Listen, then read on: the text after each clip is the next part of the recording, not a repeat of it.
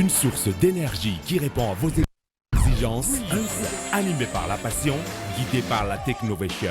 Disponible uniquement chez Batimax ou sur le site web www.batimax-mata.com. Vous présente Nivava.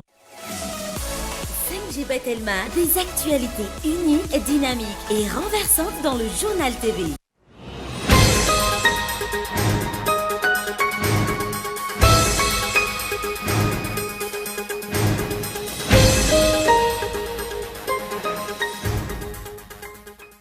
Samanana amin'ny filazana hatretona any ben'ny tanàna Antananarivo na ireo mpanolontsaina manolora ny société municipale de gestion digitale izay mitantana ny parkina eto Antananarivo. Mazava nambara ny ben'ny tanàna ara-dalàna avokoa ny fomba fametrahana ny SMGD.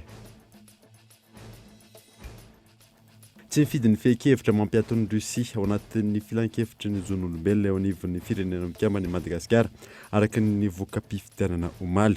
Isan'naka toy izany ireo nosy rahavavy toa ny Comores, Maurice ary Seychelles. Miverina indray ny fifampiresahana amin'ny vonana Europeana mahakasika ny accord de pêche rehefa tsy nisy ny fifanarahana tato anatin'ny efa taona izay. Fiatoana izay sy nisy fiantraikany betsaka tamin'ny toe-karena malagasy. Notendren'ny FIFA ho filoha vonjimaiky eo anivon'ny Fédération Malagasy ny baolina kitra Victoria Andrianony izay filoha lefitra voalohany teo aloha. Vaovao tsara ho an'ny ity taranja ity izany raha ny fanehoan-kevitry ny mpanaraka ara-panatanjahantena. Maresaka iraisam-pirenena tsy latsaky ny 7 ireo olona maty any amin'ny faritra Donetsk any Ukraine noho ny fitifirana rokety izay nataon'ny tafika rosiana androany amin'ny tony famindran-toerana an'ireo sivily. Nandino avy.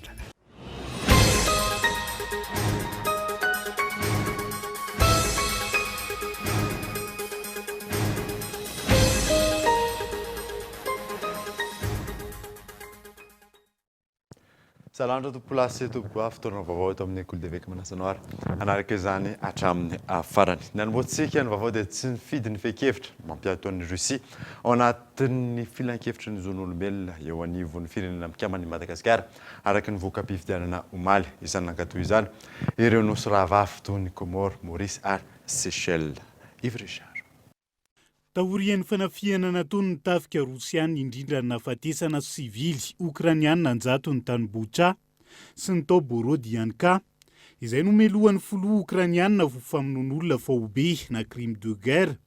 Nandroso ny fehi-kevitra na ny résolution mampianto an'ny Russie anatin'ny filan-kevitra zon'olombelona ny fivoriam-ben'ny ONU. Nataony fifidianana ka firenena 3.7 no nandanjany, 420 ny tsipaka ary 8.50 tsy nifidy. Isan'ireo tsy nifidy io fehi-kevitra mampiato an'ny Russie anatin'ny filan-kevitry ny zon'olombelona eo anivon'ny firenena mikambana io indray i Madagasikara. Raha toka nankatoa ary nandanjany ireo nosy rahavavy aty amin'ny ranomasimbe Indiana, isan'izany Comores, Seychelles sy Maurice.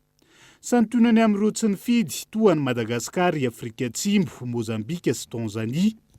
Ankoatra ny fifidianana ny fehi-kevitra mampiato an'ny Russie anatin'ny filan-kevitra zon'olombelona eo anivon'ny firenena mikambana. Efa nisy ihany koa ny fifidianana nanamelohana ny fanafiana nataon'ny Russia ny Ukraine ny 2 Martsa, ka 170 ireo firenena nanameloka ny fanafiana tamin'izany. 5 firenena tsipaka ary 30 ireo tsy nifidy ka isan'izay i Madagasikara. Nateo azy arak'izany ny antso nataony ny fitondram-panjakana malagasy tamin'ny alalan'ny ministeran'ny raharaham-bahiny, mitaky ny ampitsarana ny herisetra atao amin'ny sivily. Toa mifanohitra amin'izay ny safidy ny raisin'ny Madagasikara nandritra ny fifidianana ny fehi-kevitra mampiato an'ny Russie anatin'ny filan-kevitry ny zon'olombelona. Miverina indray ny fifampiresahana amin'ny vondrana Europeana mahakasika ny accord de pêche rehefa tsy nisy izany tato anatin'ny efa taona. Fiatoana izay nisy fiantraikany betsaka tamin'ny toe-karena malagasy ny larana efison. Tsy mbola misy ny fifanarahana tapaka eo amin'ny vondrona Europeana sy ny firenena malagasy mahakasika ny accord de pêche raha toka efa tamin'ny taona 2014 no tapitra ny fifanarahana farany.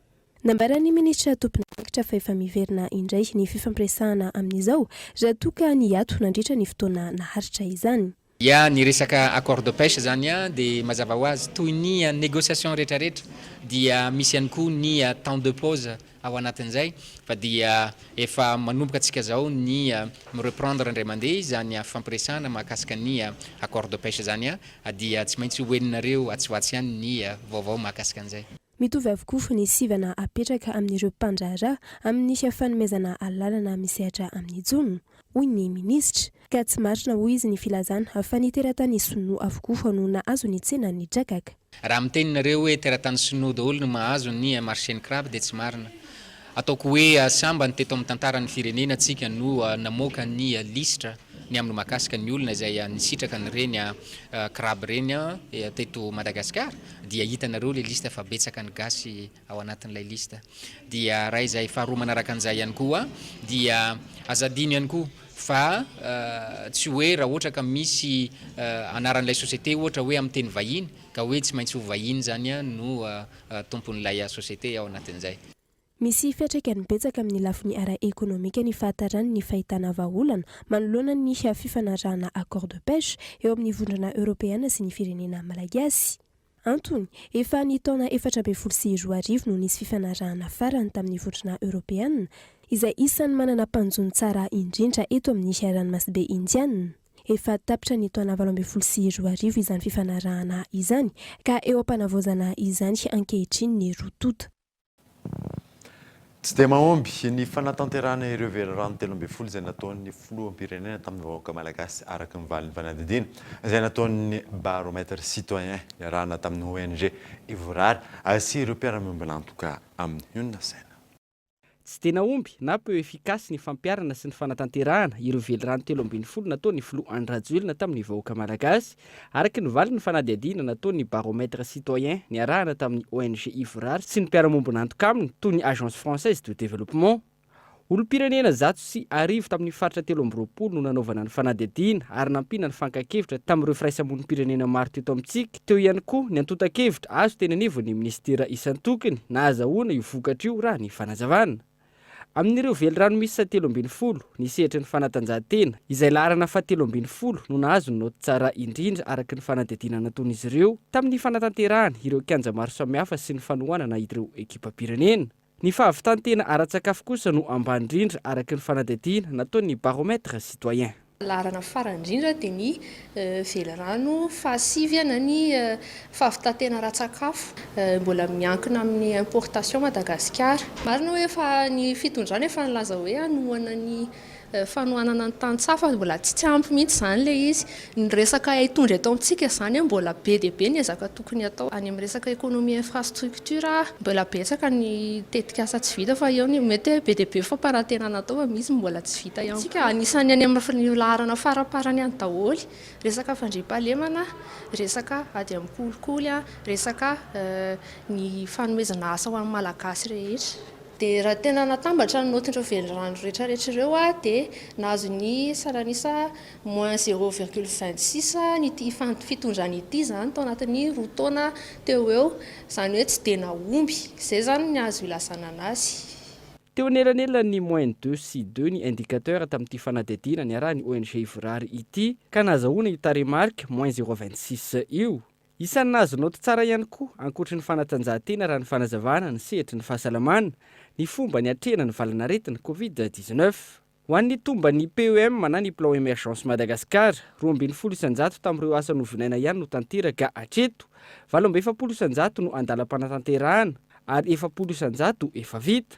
Araka ity asa no tanterahan'izy ireo ity hatrany tsy nahazoana antontanisa ny 770 ny asa nataon'ny fanjakana no ny fahasarotany fahazahoana vaovao eto amintsika. Dia ny famoahana ilay PEM, le tena version officielle, le plan émergence Madagasikara, satria ao anatin'iny misy ny programma rehetra ahafahana manatanteraka ireo velorano ireo, anefa efa herintaona mialoha fifidianana sika izao mbola tsy ofisialy ihany izy hatramin'izao misy mivoaka tsikelikely foana, efa ataoko hoe fa efatra angamba ny hitanay ihany fa iny zany tena angatanay satria le izy any tsara le fampanantenana natao efa hoe avy eo aiza le tena programma mazava dia inona le nitanterana manarak'izay dia iny le angatanay amin'ny taona 2014 izay mbola moaka tatitra indray izany hoe tena mialoha fifidianana mihitsy dia eo ny olom-pirenena no afaka mitsara hoe iza no vidiana, inona ny programa tena ilaina ampandrosoana ity firenentsika ity, satria hoe mahakasika ny hoe amoaka tatro izay dia inona daholo ny zavatra nety sy tsy nety. Ilaina ny faramafisana ny fangararana ara-pitantanana sy ny tanitandalana ho iatra ny fanazavana. Eo ihany koa ny tanjaka ireo fahefanam-panara-maso ny fahefanam-panatanteraka isy ny fanjakana tsarantantana makany amin'ny fampandrosoana ny firenena. Tokony isy kosa ny fifampiresahana mahakasika ny lalàna hiatrehana ny fifidianana ho ny antoko politika madio izay namoaka boky mahakasika ny fanarenana sy ny vinam-piarahamonina ho an'ny Madagasikara tamin'ity androany ity. Zava-dehibe ny firosoana amin'izany sy ny fifidianana mangarara sy eken'ny rehetra. Gaëtan Andriatsilavo. Ny mangarara amin'ny fampiasam-bola mandritra ny fifidianana, ny fanavaozana ny lalam-panorenana, ireo ny teboka tsy maintsy hojerena akaiky raha tiana nisy ny fifidianana madio sy eken'ny rehetra hoy ny ao anivon'ny antoko politika madio. Ny famantarana ny vola sy ny loharanom-bola n'izany antoko politika izany mba tsy vola maloto tahaka ny ainana hatramin'izay no ampiasaina ao anatin'ny fifidianana. Tafiditra ao anatin'izay koa satria rehefa fantatrao ny loharanon'ny vola io dia mazava ho azy ao anatin'izay fa lasa voafetra izay angatana hoe ferana mihitsy ny vola ampiasaina amin'ny fifidianana. Ny faharoa tsy maintsy voakitika ihany koa amin'izay fifidianana izay dia ny lalam-panorenana, satria izahay zany dia nangataka mihitsy ny amin'ny hoe be dia be ny zavatra anaty lalam-panorenana tsy mifanaraka amin'ilay lalàna ny fiain'ny fifidianana angatahanay izay ho madio mangarahara azo antoka ary eken'ny rehetra. Namoaka boky mahakasika ny fanarenana sy ny vinam-piarahamonina ho an'ny Madagasikara ny antoko APM ary nampahafantarina tamin'ny fomba ofisialy androany. Ampahafantarina ny rehetra ihany koa io boky io, akana sy adiana hevitra ahafahana mamary olana menjady amin'ny firenena. Efa lasa ny fangatahana, fionana, rendez-vous zany isaky ny ministera tsirairay, isaky ny ministra tsirairay. Izahay zany dia anolotra nyity boky ity any amin'ny Andriamatoa na Ramatoa ministra ao anatin'izao fitondrana izao. Ary izay ihany koa dia maniry, raha maniry mba iona amin'ny solombavam-bahoaka na ny eloolona na ny filohan'ny antenimieram-pirenena na ny filohan'ny antenimieran-doolona hitondranay an'ity ary mazava ho azy ireo rantsy mangaika an'ireo sapana raha-panjakana misy dia ho atoloranay ihany koa an'ity boky ity. Ka izay zany le asa ataonay hoe tsy miandro eo amin'ny fitondrana izahay fa mba ho débat d'idée, mba ho débat de fond, fa tsy fitsikarana na fifanakanana fotsiny akory ny isy eto amin'ny tany sy firenena dia ho atolotra ity boky ity. Ny malagasy no tokony atao lahara-pahamehana amin'izay rehetra atao eto amintsika hoy izy ireo. Tokony ampitomboana ihany koa ny fahafahamamokatra ialana amin'ny fiankinan-doha amin'ny any ivelany, indrindra amin'izao mety ho fisian'ny krizy ateraky ny ady ao Ukraine izao. Fa isan'ny vaovao misongadina ihany koa dia samy manana ny filazany hatreto na ny ben'ny tanàn'Antananarivo na ireo mpanolontsaina manoloana ny société municipale de gestion digitale izay mitantana ny parking eto amin'ny Antananarivo. Mazava ny namarany ben'ny tanàna ara-dalàna avokoa amin'ny fomba nametrahana ny SMGD. Gaëtan Andriatsilavo. Mifamafao be ihany ny resaka mahakasika ny SMGD na ny société municipale de gestion digitale izay nitantana ny parking eto Antananarivo renivohitra nanomboka ny volana oktobra lasa teo. Ny zava-misy nainga tamin'ny fitotrana vola mitetina 2 miliara ariary teo anivon'ny CNAPS ny RARA. Raha nilaza ny mpanolontsaina sasany teo anivon'ny commune fa tsy nandalo tao amin'ny filan-kevitra munisipaly ny fitrosana io 2 miliara ariary io. Nilaza ny ben'ny tanàna fa tsy ny commune velively no nitrosa vola teo amin'ny CNAPS fa ny SMGD na ny société municipale de gestion digitale. Nilaza ny mpanolontsaina raha ary ny Rina Clémence fa afenina mafy amin'ireo mpanolontsaina ny pitsopitsony mahakasika ny SMGD. Lazaina fa orinasan'ny CUA ny SMGD izay anangona ny volan'ny mponin'Antananarivo mikasika ny parking sy ny fikirikirana ny taratasy eo amin'ny commune, kanefa tsy nangalana fankatoavana teo amin'ny mpanolontsaina ny fametrahana izany raha ny fanazavany. Nanaraka ny lalàna avokoa ny fomba nametrahana ny SMGD na ny fomba nitrosana ny vola teo amin'ny CNAPS ary nampahafantarina avokoa ny momba ny dingana ny amin'ny fividianany ny CUA ny Easy Park raha ny fanazavan'ny ben'ny tanàna manoloan'izany. Nitondra fanazavana mahakasika ny firafitry ny renivola ampiasaina amin'ny SMGD ny teo anivon'ny commune. Mitazona petrabola ny ndramina izay voarakitra na taratasy fifanarahana mazava vita soni ny mpitantana tsirairay avy izay tsy natao azona tombom-barotra manokana, tsy natao isitrahana tambiny, tsy maintsy averina amin'ny orinasa raha vatany vao tsy manana andraikitra eo anivon'ny commune intsony ilay mpitantana na ny administrateur. Nilaza ifanirisoherinaivo ao anaty tambazotra-tserasera fa orinasa ny ben'ny tanàna Antananarivo renivohitra ny SMDI na ny ex Mavet namaly ny ben'ny tanàna ary nanamafy fa ny SMDI, Exomavet dia orinasa fananany commune Antananarivo renivohitra 100 isanjato. Mahakasika ny rarakinapo sankilany, nanainga ny syndicat sy ireo mpiasan'ny commune itaky ny amerenany volan'ny kinapo sy ifaneriso Erinaivo ao anaty tamazotra tserasera atrany. Namaly manoloana izany ny syndicat-ny mpiasa fa ny syndicat-ny commune teo alohany mbola mijoro sy ara-dalàna. Tao anaty andro vitsivitsy no nisy mpiasa sasantsasany nilaza fa nanangana syndicat vaovao. Tsy ampy ny fepetra mahara-dalàna ny fitsanganan'ny biraon'ny syndicat vaovao raha ny fanazavana. Antony, tsy nahalala ny fijoroany sy ny fotoana nananganana azy ny 570 isanjato ny mpiasa. Salasala daholo ny mpiasa satria na ny toerana nanaovana izany fifidianana syndicat vaovao zany ara dia tsy fantatry ny mpiasa. Ireo olona voalaza fa voafidy teo ara dia nampianahana ny mpiasa ary natonga niaditra hevitra lehibe hoe izy amariny leo tamin'ny fotoana inona ny fidianana azy. Raha ny lalàna manan-kely aloha dia afaka miteny ny tenako hoe tsy ampy mifepetra nananganana syndicat satria nanana olona ihany isika izay nampita vaovao avao anatin'izy ireo fa 520 zareo no mifidy. Milaza ho solotena ny mpiasa nanao ny fifidianana eo tamin'ny toerana iray teto an-drenivohitra ary zareo nanao fanendrena sy fifidianana tsotsotra tao dia nanangana ireo milaza fa birao vaovao ankehitriny.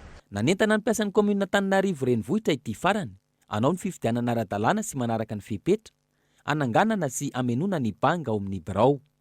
Fifidianana izay ezahana andraisan'ny mpiasa rehetra anjara. Ny herinandro ambony no apetraka ny taratasy fangatahana eo anivony tompon'andraikitra ahafahana mahalala ny daty sy ny toerana anaovana ny fifidianana. Manoloana ny raharaha Easy Park, navoaka ny ben'ny tanàna naina Andretsy Toaina ny antota taratasy mahakasika ny fakana vola mivantana teo amin'ny mpitondra ny tanàna tamin'izany fotoana sy ny Easy Park. Ny fifanarahana teo amin'ny Easy Park sy ny commune Antananarivo renivohitra tamin'izany fotoana izay maharitra 520 taona ary nandrenesana fitarainana maro. Ohatra amin'izany, ny 12 ny volana aprily 2024, vola mitetina 5 tapitrisa ariary atao sarandalan'ny ben'ny tanàna Lalao Ravalomanana, Yazon Johannesburg, Afrika Atsimo, mandroso sy miverina. Ny 17 Jona taona 2024 hatrany, nandefa taratasy tamin'ny tale jeneralin'ny Easy Park ihany koa ny commune ka nangataka hatrany amin'ny 20 tapitrisa ariary ahafahany ben'ny tanàna sy ny talen'ny kabinetrany miazo ny lafrantsa. Ny fahenina ny volana Martsa 2024, nisy ihany koa ny fakan'ny commune vola mihoatra ny 350 tapitrisa ariary tamin'ny Easy Park tafiditra anatin'ny fivoahan'ny ben'ny tanàna makany ivelany hatrany. Ny 17 ny volana Febroary taona 2024, nisy ny fakana vola 5 tapitrisa ariary mihoatra andoavana ny cocktail nandritra ny lanonana nataon'ny filoha teo aloha Marc Ravalomanana sy ny trosa araka ny voalazan'ny fangatahana. Ny 17 ny volana Jona taona 2024 hatrany, nisy ihany koa fangatahana vola 20 tapitrisa ariary nataon'ny commune andoavana ny sarandalan'ny ben'ny tanàna sy ny mpanolotsaina manokany i Marc Ravalomanana ho an'ny Londra mandroso sy miverina. Raha ny faktura ny voaka ny 7 ny volana Jona nefany, izany hoe ny ampitson'io fangatahana io, vola mihoatra ny 450 tapitrisa ariary no nivoaka tamin'ny anaran'ny commune Antananarivo renivohitra ary ny ben'ny tanàna sy ny zanany no nividianana billet d'avion Antananarivo Londra mandroso sy miverina fa tsy araka ny fangatahana nataony tamin'ny Easy Park hoe ny ben'ny tanàna sy ny mpanolotsainy manokana. Raha ataony totaly amin'ireo vola ireo, mihoatra ny 100 tapitrisa ariary ny vola nalain'ny ben'ny tanàna Antananarivo renivohitra Lalao Ravalomanana tamin'ny Easy Park mivantana. Ohatra ihany ireo raha ity taratasy ny voaka ity sy ny fanadihadiana natao. Raha ny loharanom-baovao azo, vola hatrany amin'ny 700 tapitrisa ariary isan-taona no ampidiriny parking ao amin'ny commune na raha ny eto Antananarivo renivohitra manokana ny taona 2024 sy ny taona 2024. Raha ny loharanom-baovao azo hatrany, efa eo ampelantanan'ny Bianco na ny birao mahaleo tena miady amin'ny kolikoly ny raharaha. Tontolon'ny baolina kitra kosa indray dia nitendren'ny FIFA ho filovonjimaika eo anivon'ny Federasion Malagasy ny baolina kitra i Victoria Ndrianona izay filoha-hevitra voalohany teo aloha. Vaovao tsara ho an'ity taranja ity izany raha ny fanaon-kevitry ireo mpamakafaka ara-panatanjahantena io na saina. Nahazo filovonjimaika hitarika azy ny Federasion Malagasy ny taranja baolina kitra na ny FMF. Andriano ny Victorien no tendren'ny FIFA hipetraka amin'izany toerana izany araka ny taratasy nalefan'izy ireo ho an'ny FMF. Andriano ny Victorien izay nandraikitra ny filoha-hevitra voalohany teo aloha ho an'ny mpamakafaka ara-panatanjahantena tsara ity fanapa-kevitra ity ary ahafahana mitondra ainga indray ho an'ny taranja baolina kitra. Raha ho an'ny mpanaraka baolina kitra dia atao hoe vaovao tsara ihany izy iny satria raha efa namofopofona hoe azo sazy ny Madagasikara teo toy ny firenena toy ny Kenya sy ny sisa dia tsy izay no nisy afaka miroso zany ny aktivité ny football malagasy fa inoana fa andravina ny disadisa rehetra eo anivon'ny baolina kitra malagasy ny nanireny FIFA aziny sady izy raha teo koa nefa nikeny FIFA tany amin'ny assemblée générale tany Doha farany teo. Asa maro no miandry ity filofonjomaika ity raha ny fanazavana izay antenaina fa ifandray amin'ireo tompon'andraikitra isan'ny tokony amin'ny taranja baolina kitra eto an-toerana. Ny endrasana aloha zany dia hoe ametraka ny programme activité izay tsy nisy teo tamin'ny fédération satria endrasan'ny ao anivon'ny club zany ao anivon'ny mpisehatra rehetrarehetra hoe inona ny activité amin'ny fédération zany hoe tokony hitantaratra amin'izay zany ato hoe ity indray ny asa ho an'ny fédération anohizany any rehetrarehetra satria raha ny tokony ho izy dia nomanatra any amin'ny fifidianana izay anivon'ny ligue ny section ligue ary hatrany amin'ny fifidianana filohan'ny fédération ny filoha vaovao isy feuille de route amin'izay zany hipetraka afaka misento zany ny mpanaraka amin'ny baolina kitra satria maromaro ny activité ny fédération izay andeha projet ny efficacement le U23 tsika izay efa mandeha eo konkoa amin'ny volana jona efa isy koa ny fifantsahana kanina sy tranona rehetra io an'ny Barea zany hoe afaka mitoy zany ireo dia antenaina fa hiara-iasa amin'ny daholo ny rehetrarehetra ampandehan'ny baolina kitra malagasy manomboka izao. Araka ny fanambarana navoaka ny FIFA hatrany tsy tokony hisy endrika tsindry sy teritery na amin'ny endriny inona na inona amin'ny ropikambany eo anivon'ny FMF eo am-panatanterahana ny asany. Raha izay no hitranga tsy handefitra ny FMF sy ny CAF amin'ny fampiarana ny politique tolérance zéro. Fa mitokisa ny fitokonana izay ataon'ireo mpianatra eo anivon'ny faculté des sciences sy ny faculté hafa tamin'ity androany ity teny Ankatso fitakiana vatsim-pianarana no antony afetsiketsehana fanadina. Raikitra indray ny torabato sy ny fandatsahana bomba mandatsa-dranomaso teo Ankatso androany noho ny tsy fahazahoan'ireo mpianatra ny vatsim-pianarany nanomboka tamin'ny volana novambra taona 2024 hatramin'izao sy ny korotan'ny digitalisation ataon'ny ministera fampianarana ambony ary ny eo anivon'ny postra raha ny fanazavana izy ireo. Nanomboka tamin'ny 9 sisa samarina teo eo ny fihetsiketsehana teto an-toerana. Efa nisy ny fangataham-panazavana nataon'ireto mpianatra saingy mifanilika fotsiny. Efa nahazo ny karatra hipoketra ny ankabeazan'ny mpianatra eto amin'ny Université Antananarivo saingy mbola maro anefa ny tsy nahazo ny vatsim-pianarany satria 0 ariary ny karatra hipoketra iny hatramin'izao izy ireo. Ny anton'le hetsika dia noho ny tsy fahazahoanay ny vatsim-pianaranay izay olona vitsy ihany no nahazo anazy teo amin'ny 48% izay amin'ny faculté des sciences ao nahazo nefa mbola betsaka be ny tsy tafiditra tanatin'izay tao dia izay natonga an'le mpianatra hoe mahatsapa hoe voavakavaka zany izy raha oharina amin'le faculté sasany sy ny université hafa eto Madagasikara. Avy ao amin'izareo amin'ny tena hoe fahitako anazy zany zareo amin'ny poste zany mahatonga ny olana io satria tsy avoakan zareo ny tena lista hoe reto ny boursier dia nefa ny mpianatra tsy mahafantatra an'izany mola izy koa misy ambaratonga maromaro koa ary izay mpianatra atao amin'ny faculté des sciences koa dia mangataka mba tsy atao aty amin'ny université aty ny fizarana n'io bourse io fa mba atao any amin'ny poste satria miteraka korontana aty aminay aty ilay izy. Zay mila an'izay vatsim-pianaranay izay satria zay aty mianto-tena nakabetsahanay fa misy efa tsy atoa ray aman-dreny dia nefa io mba kely antenainay aty amin'ny université aty satria ny akabetsahanay aty amin'ny université n'Antananarivo dia tsy mpianatra hoe avy eto Antananarivo daholo fa misy avy any amin'ny faritra rehetrarehetra eto Madagasikara. Etsakilany 7,700 ny mpianatra hatreto no nahazo izay vatsim-pianarana izay ary mbola maro ireo tsy nahazo izany. Zao raha no maro fotsiny dia droit na misy eo amin'ny ataoko hoe eo amin'ny arivo-latsaka kanefa tsy nandray fa tsy fito amin'ny 70 ihany zany ny droit nandray maro dia izay zany ny antony fitakinay mila zay mandray bourse zany mpianatra ny science 100% zay ankizy tokony bourse misy ihany fampiresahana teo aloha kanefa mbola tsy navahaolana le zany zay no mahatonga anay mbola eto foana efa teto tamin'ny talata efa nisy greffe dia androany zany mitoy le izy. Mbola hitoy hatrany araka izany ny hetsika izay ataon'ireto mpianatra ireto raha toa ka tsy misy valiny mahafa-po izay andrasan'izy ireo ary miandry ny fahatsapatenan'ireo tompon'andraikitra ihany koa. Mbola tsy fantatra araka izany ny fotoana mety anohizana ny fihetsiketsehana izay ataon'izy ireo raha toa ka mbola tsy misy ny valiny fangatahana.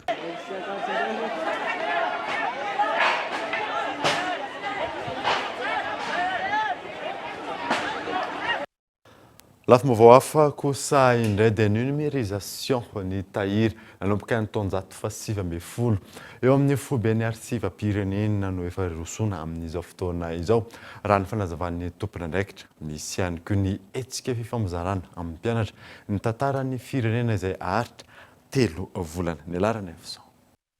Tsy maintsy irosona ny fiarovana ireo arsivam-pirenena izay mikasika ny tantaran'ny firenena asika ireo zavatra nitranga rehetra teto amin'ny firenena. Amin'izao, efa miroso amin'ny numérisation ny tahiry izay efa voasokajy eo anivon'ny foiben'ny arsivam-pirenena eny Tsaralalàna. Arsivam-pirenena moa zany dia ao ny asa mitahiry. Mitahiry mandamina dia misarazana ny olona.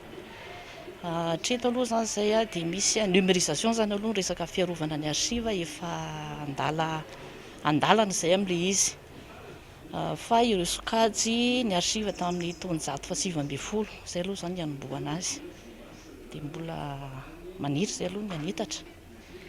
Ny vanim-potoana aloha zany misy ny arsiva tamin'ny fampanjaka, misy ny arsiva tamin'ny fanjanahantany dia misy ny arsiva tamin'ny fiandohan'ny fahaleovantena zany hatramin'izao fa républicaine zao.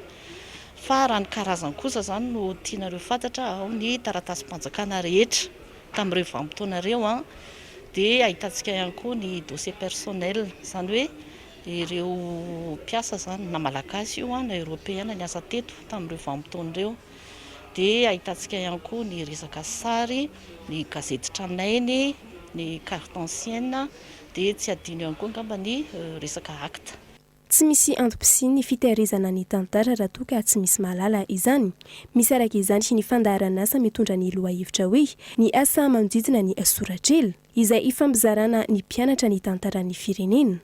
Saika ireo mpianatra amin'ny sekolim-panjakana no misitraka izany amin'izao. Fandaharana asa izay aharitra 3 volana. Safidy thème zay ohatra hoe zao akaikaiky antsika ny fahatsiarovana ny 29 mars dia voalaza moa matetika mihaino manjery hoe misy adinodino kely zany tantaram-pirenena dia niezaka izahay hoe andao ny kilasy fahatelo no satria ampifandraisana ihany koa zany amin'ny fandara-programma ny am-pianarana dia alefa arakaraka ny sokajiny akeo zany hoe misy kelikely no zaraina dia arakaraka le olona hoe lehibebe kokoa zany ny kilasy asaina zany dia milalala kokoa izy fa ny bazin'ny fototry ny tantara zany fa hoe raha tamin'ny herinandro lasa zany azoko tenenareo satria misy question réponse mantsy izy ity dia liana aloha ny ankizy dia mametra-pantanina izy dia mahazo valiny izy dia hita hoe mora raisina kokoa zany afaka kokoa zany ny endrik'le hoe sady misy manazava dia miaraka amin'ny sary. Mandeha tsikelikely hoy ireo tompon'andraikitra ny fanatsarana eo amin'ny foiben'ny arsivam-pirenena indrindra ny fitahirizana ny tantara amin'ny mandalo rehetra teto amin'ny firenena sy ireo taratasy-panjakana maro. Fantanterahana androany famaranana ny fanadidina izay nataon'ny capacity for disaster reduction initiative avy amin'ny firenena mikambana araka ny fangatana izay ataon'ny BNGRC aoriran'izao. Esy ny fanatsarana izay atao sy ny paikady apetraka ampiana ireo loza izay mety hitranga Gaëtan Andriatsilavo. Taoriny ny fangatahana nataon'ny BNGRC niroso tamin'ny fanadiadiana momba ny fitantanana ny fampianana ny loza sy ny tanidomondoza eto Madagasikara ny CADRI na ny Capacity for Disaster Reduction Initiative avy amin'ny firenena mikambana. Ho fampianana ireo loza mety hitranga no tanjony ary koa hitondra fanatsarana amin'ny fomba fiasa manodidina ny fisorohana, ny fiatrehana ary ny fanarenana aorian'ny loza mitranga. Tsy ho an'ny firenena ihany, tokony hanana paikady avokoa ny sampana tsirairay avy.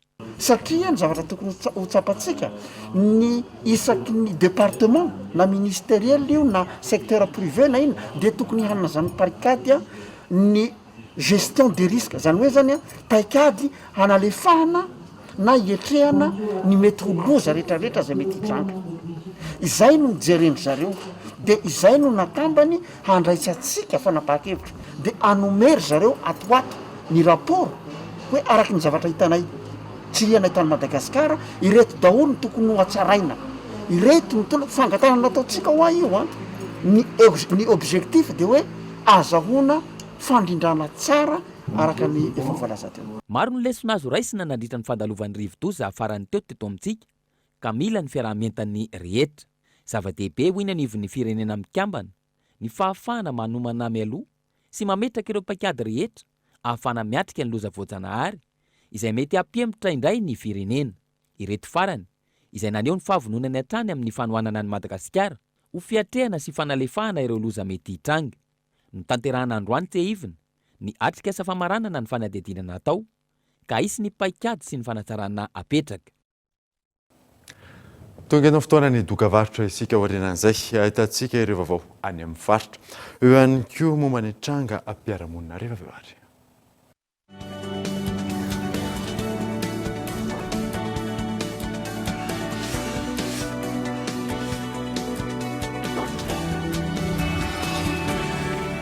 Ny fiangonana evangelika Chine dia manolotra fitombavaka lehibe ho antsika rehetra tsy hakanavaka etsy Antsahamanitra ny asabotsy fa 7 volana avril ho avy izao.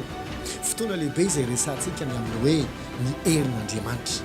Ny herin'Andriamanitra izay hitondra fiovana goavana ny fiainanao, hitondra fanafahana, fanasitranana, fitahina. Marobe ny olona izay fanandre fanasitranana, ny mona ny tena, ny marenina nandre, ireo malemy ny tsangana, ireo olona izay tratrany aretina tsy sitrapanafody ary efa nentina ny tetitety sy teroa fa tsy nety sitrana, fa rehefa niona tamin'ny herin'Andriamanitra sitrana avokoa ary afaka avokoa.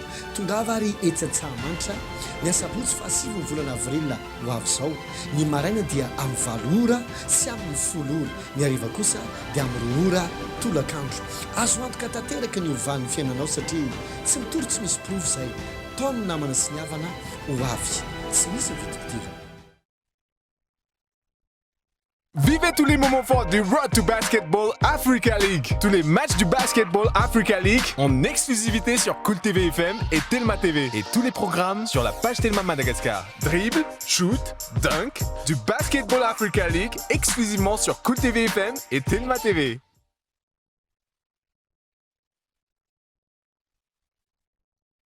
Une source d'énergie qui répond à vos exigences, un groupe électrogène fiable et performant, silencieux et économique, optez pour Greaves Power. Les groupes électrogènes numéro 1 en Inde depuis 1859, dotés de moteurs et alternateurs robustes, proposent une puissance de 5 à 2500 kVA. Un vrai rapport qualité-prix pour 1 million de groupes vendus en Inde. Disponible uniquement chez Batimax ou sur le site web www.batimax-mata.com. Greaves, animé par la passion, guidé par la technovation.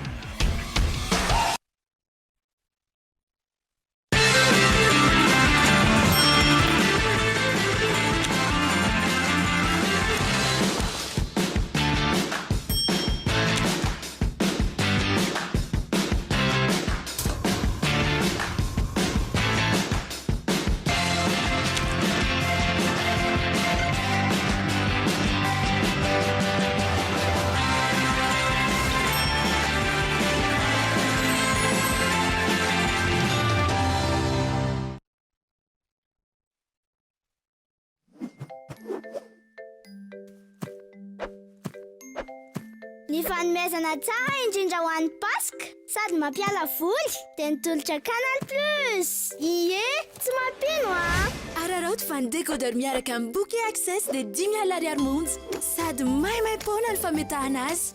Natao antsika efa abonné Canal Plus indray ity. Bonus tout Canal Plus mandritry ny 10,000 andro bezoiny ho azy rehefa manao réabonnement. Ianao sisa no andrasan'ireo mpanjara Canal Plus anao fetin'ny Paska tena finaritra.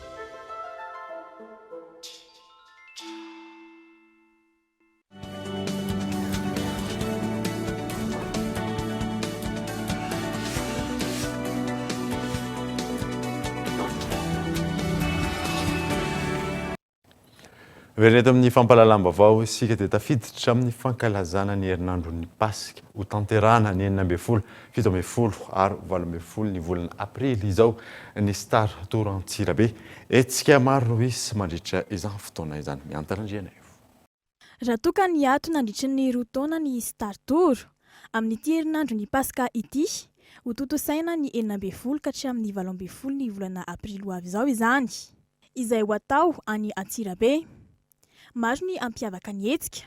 programme be dia be no manay amin'ny fotoana io ao ny spectacle miaraka amin'ny Samuel Rikalavaz Maskatra ary Ambondrina ao koa ny animation podium miaraka amin'ny Erika Fouillé Baron Arteg ary ny anafanany lalonana amin'ny DJ inona moa zany dia DJ Nika Vaotsirabe DJ Sniper Vaotsirabe ary DJ Frutiany RDJ Steam ankoatran'izay mandritra ny 3 andro ireo fety ireo misy ny animation podium ary misy koa ny animation kermesy ho an'ny ankizy io animation kermesy io fa afaka milalao koa ny tanora sy ny lehibe satria ho apetraka ao le taureau mécanique-na iny dia misy punching ball koa ao dia amin'ny fotoana io moa zany dia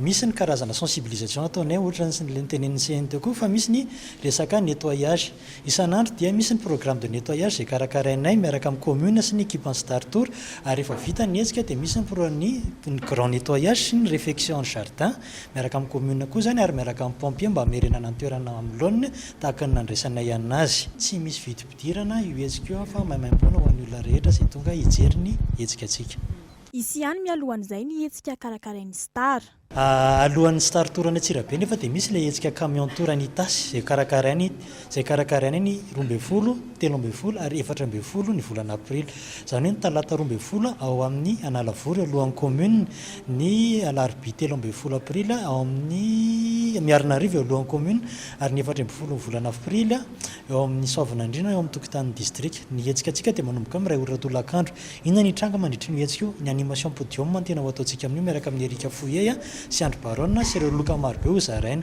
dia marika ho an'ny menan'io zany misy ny THB, Topel dia Gino ho an'ny kany Miarinarivo sy Soavinandriana misy ireo artiste ireo mpanakanto sy avao toerana anafanany sehatra koa amin'ireo 3 andro ireo namafisin'ny tompon'andraikitra fa efa misy ny fiaraha-miasa amin'ny mpitandron'ny filaminana mandritra io 3 andro io Lafim-baovao hafa kosa indray dia mirongatra ny aretina fivalanan-drano ho an'ny omby any amin'ny distrikany Sakara faritra Atsimo andrefana miteraka savorovory amin'ireo mpiompy izany laza kosa ny tompony andraikitra fa aretina efa mateti-pitranga izy io fanadira mahery ny 1.3 ireo omby fantatra fa azony aretina fivalanan-drano ho an'ny distrikany Sakara izay antotanisy azo tamin'ny fitsaboana ireo omby izay efa voan'ity aretina ity.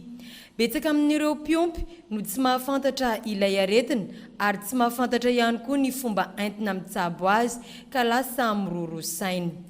Zahay aloha tena tsy heriko tsy raha mahavy arety oro le avy manday mihia io zany tena tsy mangonosy zany tena mamparary azy fa tonga mandeha mivala avao le mangrely io le oro mivala ao tsy hay aitra fanafody ary fanafody gasy tsy afaka Dale manakana sa mo panarak da tadi wang kali. Tayu da timangge pagadi tadi rumah tempat tadi fela. Da tui ma mivale lam pada da mivale fangkaran karon dinggi. Umbrella eksasani right materi dan minati. Di faran na umbi sasan jati kuno problem jatu nanti sama abu keke atau ko heran dan maharaja. Nanti stang. Nanti tusum jan mitu hat. Awi bulat hat na bo hatam umbi mabu. Nanamafy ny avy eo amin'ny fitalevam-paritry ny fiompiana sy fambolena Atsimo andrefana fa aretina efa mateti-pitranga ity aretina fivalanan-drano ity fa ny tsy fahafantaran'ny olona no tsy ampy ary efa misy ireo fanafody mahomby entina hitsaboana azy. Io ny atao hoe aretina symptôme diarrhée aiguë bovin. Io aretina eo dia aretina mivalana. Fa le mampiavaka azy amin'ilay fivalagnana zany dia le mivalana sahala amin'ireny rano mipiritra sahala amin'ny pompe regny mihitsy zany le fisehony. Araky ny expérience zany omby ataontsika hoe 100 anatin'ny 2 andro dia tafita daholo. Ahafantarantsika hoe hafainganan'ilay fifindran'ilay aretina zany. Aretina efa miseho eraky ny faritra eto Madagasikara io aretina io. Fa nohony tsy fampian'ny fifaserasera angambany dia hoe ohatra ny aretina ny latsaka avy any an-danitra tonga ao Sakara le aretina dia manaraka an'izay io aretina io dia azo sitranina tsara. Tsy misy fiantraikany amin'ny olombelona nefa ity aretina ity ary tsy mifindra amin'ny biby fiompy hafa. Io aretina io dia tsy aretina mifindra amin'ny olombelona. Zany hoe tsy mahafaty olona io, tsy mamparary olombelona. Azo hoanina ny omby marary na maty ny aretina io. Zaho teknisianina miteny zao, zay ny anatra azy. fa tsy tokony isy koa ny teny agny ivelanay ka ampelitsaho. Manentana ny mpiompo rehetra ny avy eo amin'ny fitalevam-paritry ny fambolena sy ny fiompiana mba tsy hanao dokotera tena fa anantona ny mpitsabo voatokana mba hitsinjovana hatrany ny fahasalaman'ny biby. Ny votoatin'ny gazety mpiseho isan-kerinandro Madagasikara Matin Hebdo indray nentina amin'ny anatin'ity fanadidina manaraka ity. Isan'ny vaovao misongadina ao anatin'izany ny fanavaozana ny ekipa mandidina ny filoham-pirenena. Yves Richard.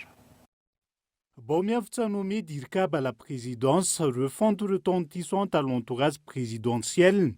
Izay lohateny lehibe etin'ny gazety mpiseho isan-kerinandro Madagasikara Matin Hebdo. Isariana ny mpamaky azy ho andatiny 7-13 aprily ho avy izao. Araka ny votoatin'ny lahatsoratra eo amin'ny pejy 13, mitoy ny fanavaozan'ny fiadidinan'ny repoblika ny olona mandidina ny filohan'ny pirenena.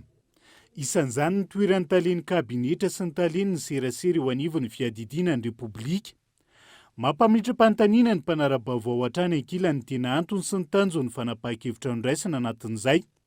Indrindra nany esorana azy teo amin'ny toeran'ny minisitra ny tontolo iainana sy ny fandrosoana Lovainjafy. Ary zao indray napetraka ho talen'ny kabinetra ny fiadidinan'ny repoblika. Misongadina anatin'ny Matin Hebdo ihany koa ny mahakasika ny fitokonana isan-tsokajiny ny anivon'ny université. Ary farany toy ny mahazatra ny ampahan-dahatsoratra momba ny fandaharana alalino. Vokarin'ny sampana fampahalalam-baovao amin'ny pejy 9.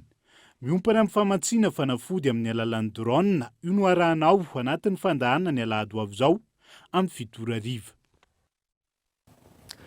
Fananatanteraka fambolekazo teny amin'ny komina Matomravavy androany sy ny ministeran'ny raham-bahiny sy ireo diplomaty vahiny miasa sy monina eto Madagasikara io nasaina. Zanakazo mahery ny 500 isa androany no novolen'ny fianakaviam-ben'ny ministeran'ny raham-bahiny niaraka tamin'ireo diplomaty maro miasa sy monina eto Madagasikara izay notanterahana teny Ambatomravavy. Isa taona ny ministera raham-bahiny dia manao fambolekazo miaraka amin'ireo mahasoivo eto an-toerana sy ireo fikambanana tsy miankina vahiny izay mpiara-miasa amin'ny ministera raham-bahiny. Tamin'ity taona ity zany dia azo teo amin'ny 500 eo no nambolena. Tety ihany nanaovana fambolena tamin'ny farany ny efa fanarahana tamin'ny olona tety moa zany ny fokotany tety sy ny mpianatra tety dia iry zareo no mikarakara ny hazo. Ny natao androany zany dia namboly hazo vaovao sy nanolo izay efa tsy velona tamin'ny farany teo. Taorian'ny fambolekazo nisy ny fanomezana fitaovam-pianarana ho an'ny mpianatra sy fitaovana ara-panatanjahantena ho an'ny fokotany. Mahakasika ny fambolekazo izay hatrany dia ohatra tsara ilay tahaka amin'ny fambolekazo eto Madagasikara ny firosonina amin'ny fametrahana ala vadimboly. Hoy ny ministry ny tontolo iainana mahazo tombony amin'izany ireo tantsaha ary vao ara-maso ireo azo novolena. Gaëtan Andratsilavo. Fitaratry ny fambolekazo amin'ny faritra Vakinankaratra ny ao Andepombe noho izy ireo mampivaty ny fambolekazo sy ny ala vadimboly. Na tsara ny tany fambolekazo ao an-toerana ny fandraisana andraikitra ataon'ny VOI noho ny fisian'ireo ala vadimboly ireo. Vao ara-maso ny azo novolena. Mahazo tombony mivantana amin'ny vokatra azo amin'ireo ala vadimboly ny VOI ary misy ihany koa ny fandraisana andraikitry ny vehivavy izay misongadina ao anatin'izany. Mirefy 1 hektara ny saha-pambolekazo ao an-toerana ka ny taona 2024 no nanomboan'ny tetikasa izay arahan'ny Dredy Vakinankaratra, ny Cœur de Forêt ary ny VOI. Testena zany le hazo, re hazo miaraka amin'ny fambolena inona no metimety kokoa na hazo miaraka amin'ny fambolena inona dia maha hazo ny dedonia sy ny akasia sy pamerigna ny tsirony tany dia ireo zany natao atao anatin'ny ala vadimboly. Dia nisy ihany koa anefany re mahita antsika eo ambany ao ngamba misy filao izay tsy tokony eo anatiny mamerigna ny tsirony tany zany nefa nataonay izay mba ho itestena ho mety ve re ohatra ty zavatra ty atao anatin'ny fambolena amin'ny agroforestérika ihany. Hita nefa le izy fa tsy makaiza fa tena mety ihany koa le izy afaka miaraka tsara ny akasia, ny dedonia sy ny filao na dedonia miaraka amin'ny akasia ampiarahina amin'ny fambolena. Ohatra tsara lay tahaka izao hoy ny ministry ny tontolo iainana sy ny fandrosoana Lovainjafy izay nidina ifoto ny tany an-toerana. Tsara dia tsara tokoa ny asa izay vita amin'ity toerana ity ny pépinière naniry dia naniry tokoa ny hazo ary misy an'ity système ny agroforesterie ity moa izay mampitambatra ny hazo sy ny culture. Hitantsika eto izy ity fa maniry tsara ary maromaro ihany koa ny any ambadika any tahaka izao.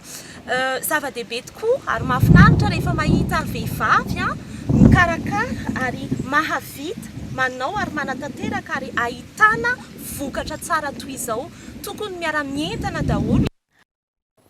Ialana tsimo tamin'ny fikotanana kely teo fa ny maraina teo tokony tamin'ny fitory tovovavy iray no hita maty andrano tao ekipa rehefa nataony fikaroana nandritry ny 4 andro teo izay ny alarobia teo tokony tamin'ny 9:00 izy no lasa ny rano fanadina.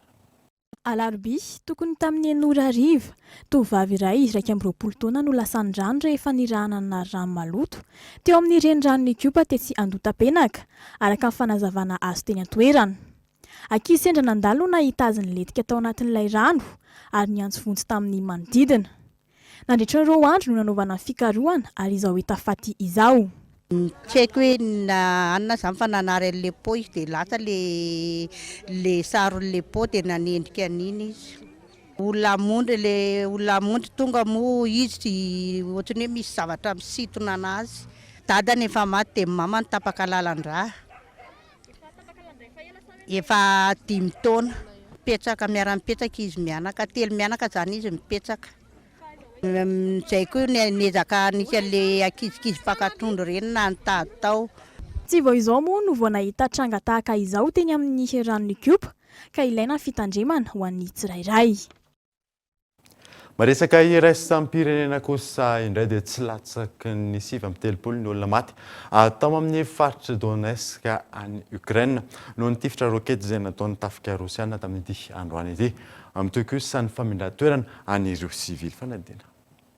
Tifitra rokety misaronina ndravaravany garany Kramatorsk any amin'ny faritra Donetsk Ukraine androany.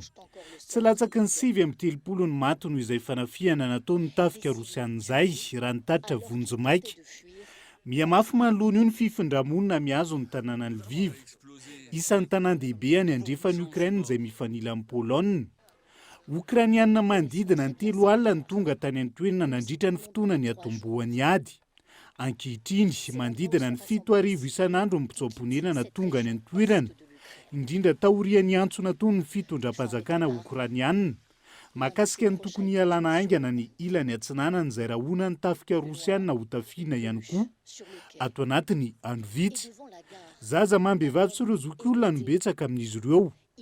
Tsy misy ny olana mifandraisana mpifindra-monina ao Lviv ny tompona andraiki-panjakana ao an-toerana.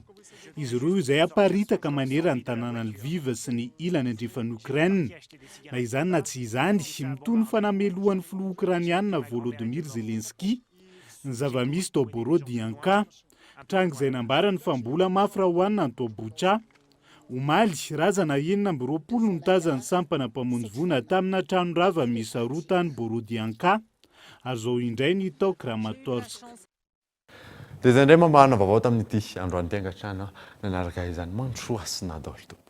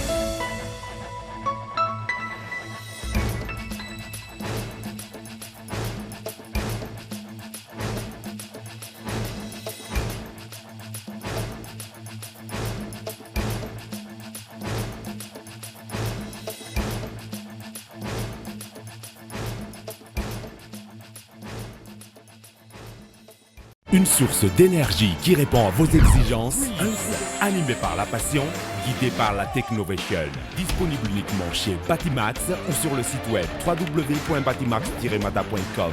Vous a présenté Nivavo. NGB Telma, des actualités uniques, dynamiques et renversantes dans le journal TV.